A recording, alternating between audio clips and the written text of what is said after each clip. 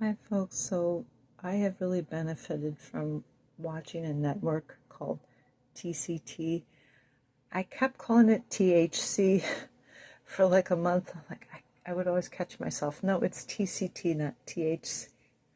I'm sorry. Maybe you think that's funny. Maybe you don't. But I'm so glad I can pronounce it correctly now.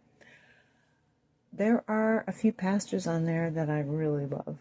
A man who leads you through the Bible. I think you know who he is. And there is a grace minister. There are other ministers, there are other pastors that I like, that I have seen. But these two are the dynamic duo. One has already passed away. He passed away at the age of 93.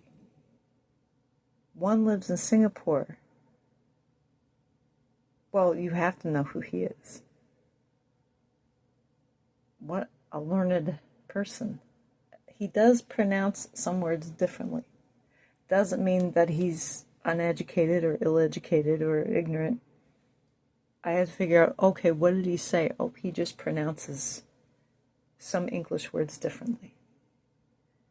I'm an American. I don't pronounce words as people in Australia pronounce words. I realize that. So drop your prejudice and say, this person is learned. This person is smart. When a really funny thing that he said today in his sermon was, why did John outrace Peter to the empty tomb? Because Peter still felt a sense of condemnation because he had denied Jesus 3 times, which Jesus had predicted. And then he started singing that George Michael song. Guilty feet have got no rhythm. Well, he has a nice voice, but that's not supposed to be his career.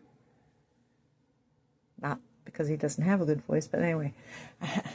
I just love it when I find somebody that is of my generation that I can understand.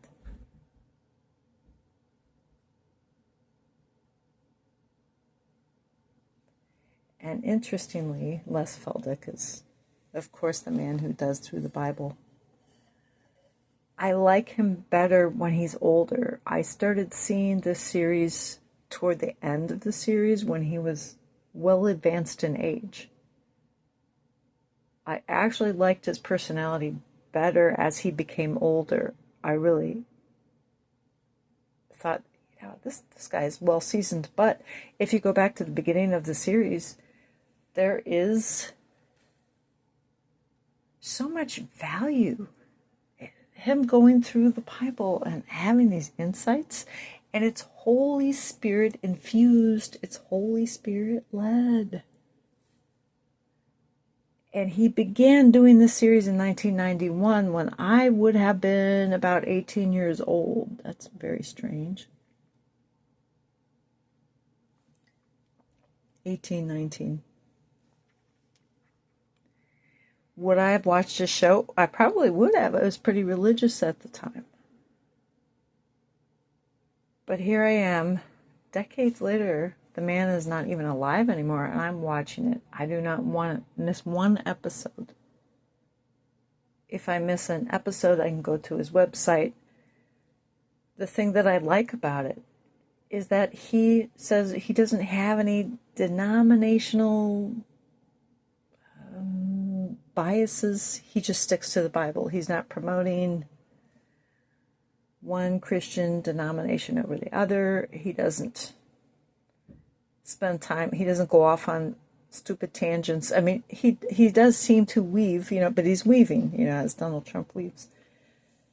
He weaves the Old Testament and the New Testament together. And he's a farmer from